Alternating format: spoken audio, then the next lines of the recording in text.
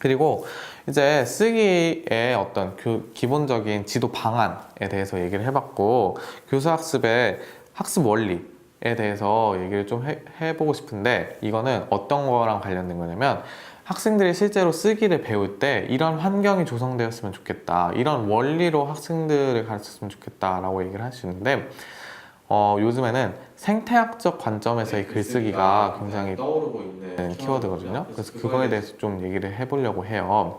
생태학적으로 글을 쓴다는 게 뭔가? 친환경적인 글을 쓰는 건가? 뭐 종이를 뭐 친환경적인 걸 쓰는 건가? 이런 거라고 생각할 수 있겠는데, 생태학적 글쓰기는 결국 그 쓰기하고 있는 현장이 내가 실제 살고 있는 세계처럼 느껴지게끔 유도를 하는 거예요. 그러니까 한마디로 이미 정형화된 텍스트, 교과서에 나와 있는 거 읽으면서 이게 좋은 글이야, 이런 거 공부하는 것이 아니라, 실제 내가 실제 현장, 내가 살아가는 숨쉬는 삶 속에서도 활용할 수 있는 그런 글쓰기를 학생들에게 가르쳐야 된다는 게 이 요즘 학교 교육 현장 쓰기 교수 학습 원리의 트렌드라고 할 수 있습니다. 그래서 그런 생태학적 관점에서의 글쓰기가 중요하고, 그리고 학생들에게 다양한 접점을 생각하게 하는 것이 굉장히 중요하다라고 할 수 있습니다. 일방적인 하나의 생각만을 가지고 글을 쓴다는 것은 굉장히 편협적인 글이 나올 수 있기 때문에, 다양한 접점을 학생들에게 생각하게 해서 실제 상황과 이제 비슷하게 그런 환경을 주고서 글을 쓰게 하는 것이 굉장히 중요하다라는 것을 알 수 있고요. 과정만 중요한 게 아니라, 결과만 중요한 게 아니라, 과정과 결과가 균등하게 다 중요하게 여겨질 수 있는 원리를 가지고 학생들에게 쓰기를 가르쳐야 한다는 것도 굉장히 중요하겠죠. 과정만 중시하게 되면 어떻게 되겠어요? 결과가 부실해도 과정이 좋았으니까 됐어, 이런 식으로 될 수 있잖아요.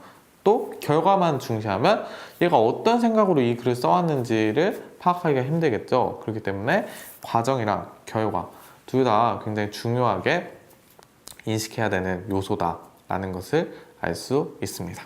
그리고 단계적 책임 이양의 원리라고 해가지고, 이거는 비고츠케 비계발달 원리랑도 비슷한데, 그 비고츠케 비계발달은 여러분들이 대학에 와서 교직, 교육 심리 같은 것을 들으면 알 수 있는 내용인데, 한마디로 내가 먼저 시범을 보여주다가 차차 그 학생이 스스로 할 수 있게끔 이양해 줘야 된다는 거예요. 쓰기라는 거는 남이 잘 쓴 글 보고 이거 잘 썼네, 평가하고 이렇게 쓰면 더 좋을 것 같아, 이런 것뿐만이 아니라 내가 직접 글을 쓰게 하는 게 굉장히 중요하지 않겠어요? 근데 무턱대고 그냥 야, 우리 이제 쓰기 배울 거니까 너 이거 글 써봐, 이런 게 아니죠. 이런 거 이렇게 쓰는 게 좋은 거야, 이렇게 쓰는 것이, 이렇게 사고하는 것이 좋은 거야 라는 걸 가르쳐 주고, 점점 그 학생 스스로가 할 수 있게끔 교사가 그 책임을 이양해 떠넘겨 준다고 생각을 하시면 됩니다.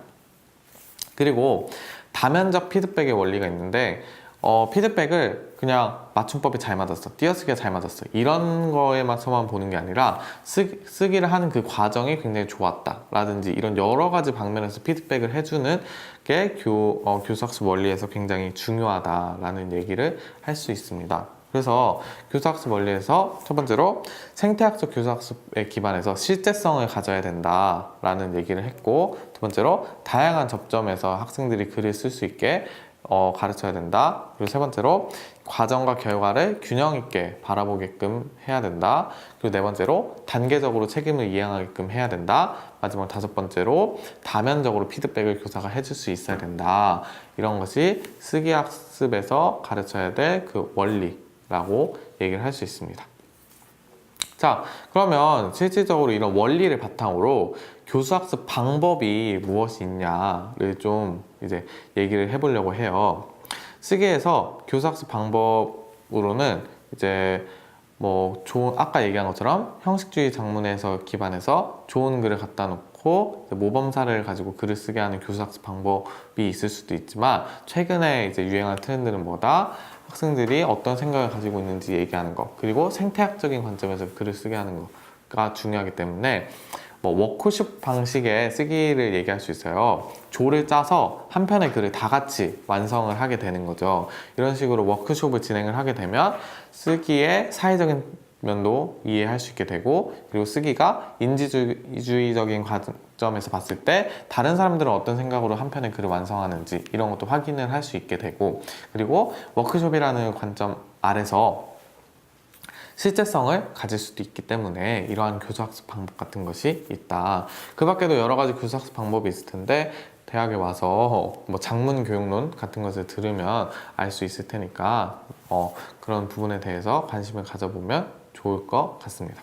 그리고 이제 마지막으로 쓰기라는 것은 어떻게 평가해야 되는가를 이제 얘기를 해보려고 하는데 쓰기라는 것은 크게 이제 두 가지 방법으로 평가를 할 수가 있어요. 간접평가와 직접평가가 있는데, 간접평가는 내가 글을 쓴 거를 평가하거나 내가 글을 쓰는 과정을 평가하는 게 아니라 남이 쓴 글을 가지고서 이렇게 쓰는 게 좋겠네, 저렇게 쓰는 게 좋겠네 라는 거를 평가하는 건데, 우리 수능 같은 데서 뭐 이런 주제에 맞춰서 이렇게 서론, 본론, 결론을 뭐 생각했다, 뭐 적절하지 않은 것은, 이런 게 바로 간접적인 방법으로 평가를 하는 거예요. 이 학생이 쓸 수 있는 능력을 직접 쓰는 걸로 평가하기 어려울 때 간접적으로 남이 쓴 글을 가지고 얘가 제대로 된 평가를 내릴 수 있는가를 바탕으로 얘기를 하는 거고, 뭐 다음 한 편의 글이다, 여기서 뭐 고쳐 써야 될 방안으로 적절하지 않은 것은, 이런 것도 다 간접적인 평가 방안에 들어간다고 할 수 있습니다. 그리고 이제 직접적으로 평가하는 것은 내가 쓴 글을 바탕으로 평가를 하거나, 아니면 내가 쓰는 과정, 일련의 과정을 평가를 한다거나, 이런 것이 될 수 있는데, 어떤 의미인지 뭐 바로 감이 오실 테니까 뭐 더 설명하는 거는 뭐 넘어가도록 하고, 간접적인 평가랑 직접적인 평가가 있다 라고 하지만, 이 간접적인 평가랑 직접적인 평가가 있다는 사실을 아는 것도 중요하지만, 쓰기 평가라는 것은 어떤 걸 지향해야 되는가를 좀 얘기해 보고 싶어요. 쓰기 평가는 좀 몇 가지를 얘기를 해봐야 되는데, 첫 번째로 실제적인 것에 바탕으로 쓰기를 평가해야 된다. 딱딱하고 내가 실제 생활에서 쓰지 않을 것 같은 쓰기 같은 거를 평가하는 것은 크게 의미가 없겠죠. 내가 직접 토론할 때 쓰는 글, 내가 직접 연설하려고 쓰는 글, 이런 게 진짜 가치 있는 쓰기가 아닐까라는 생각이 들고, 혹은 그런 거를 간접적으로 평가할 수 있는 방안, 이런 거를 생각해내는 것이 중요하기 때문에 실제성의 원리, 이런 걸 실제성의 원리라고 하는데, 그런 걸 따라야 된다라고 할 수 있고, 두 번째로 지속성. 그러니까 그 한 편 쓴 거면 오케이, 이런 게 아니라 얘가 생각을 하고 쭈르륵 해서 한 편의 글을 완성하고, 그리고 이게 한 편으로 끝나는 게 아니라 또 다음 편을 쓸 때도 그런 게 계속 반복되고, 얘가 몸에 한마디로 체화했다, 쓰기 문제 해결 방법을 체화했다라는 걸 확인할 수 있게 지속적으로 볼 수 있는 게 중요하고, 세 번째로 전인성. 이 학생이 이 쓰기 내용을 바탕으로 해가지고 실제 생활의 쓰기 활동 영역에서 엄청난 변화가 일어났다, 이런 거를 평가할 수 있는 게 굉장히 중요하다고 할 수 있고, 네 번째로 통합성. 쓰기뿐만이 아니라, 쓰기라는 것이 단순히 쓰는 것뿐만이 아니라 어떤 자료를 수집하고 읽고 혹은 강연을 듣고, 이런 여러 가지 말하기 듣기 읽기가 통합적인 영역 안에서 쓰기가 한 편의 글로 완성될 수 있단 말이에요.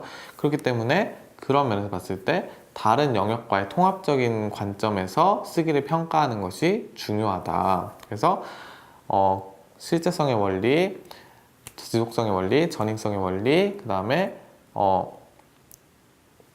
통합성의 원리까지 저희가 봤고, 그 밖에도 뭐 과정을 중심으로 봐야 된다, 그리고 학생 개개인이 어떻게 변화해 왔는지를 중심으로 봐야 된다, 개별화의 원리, 과정 중심의 원리, 이런 것도 굉장히 중요하다고 할 수 있습니다. 그래서 이제 뭐 이런 여러 가지 일련의 과정이 있는데, 그 중에서 이제 평가 방법 하나 정도만 소개를 하자면, 한 편의 글 써와 쓴 거 다 모아서 맞춤법 평가하고 내용 잘 썼네, 이런 걸 평가하는 거가 아니라, 자, 우리는 이제 한 학기 동안 쓰기라는 것을 배울 건데, 어떻게 평가를 할 거냐면, 여러분들이 글을 쓰는 일련의 과정을 선생님이 다 볼 거예요 라는 식으로 해서 포트폴리오 평가 같은 거를 할 수 있어요. 이런 거는 내가 글을 주제를 정하는 것부터 시작해가지고 한 편의 글을 쓸 때까지 일련의 과정을 자기가 보여주는 거죠. 그런 걸 통해서 과정 중심이 잘 되었는지도 확인할 수 있고 결과물도 잘 되었는지 확인할 수 있고 여러 가지 관점에서 쓰기가 잘 되었는지 확인할 수 있지 않겠어요? 그래서 포트폴리오 평가 방법 같은 것을 여러분들이 학교 현장에 만약에 나가게 된다면 그런 걸 쓰면 참 좋지 않을까라는 생각을 해서 좀 소개를 해봤습니다. 자, 그래서 오늘은 쓰기의 정의부터 시작을 해가지고 쓰기가 왜 중요한가, 그리고 쓰기가 어려운데 우리는 어떻게 가르쳐야 되는가, 이런 여러 가지 얘기를 하고, 그리고 마지막으로 쓰기는 어떻게 평가해야 되고, 이런 쓰기를 평가하는 방법, 구체적으로 뭐가 있는가까지 얘기를 좀 해봤습니다. 그래서 오늘도 수고 많으셨고요. 다음에 뵙도록 하겠습니다. 안녕.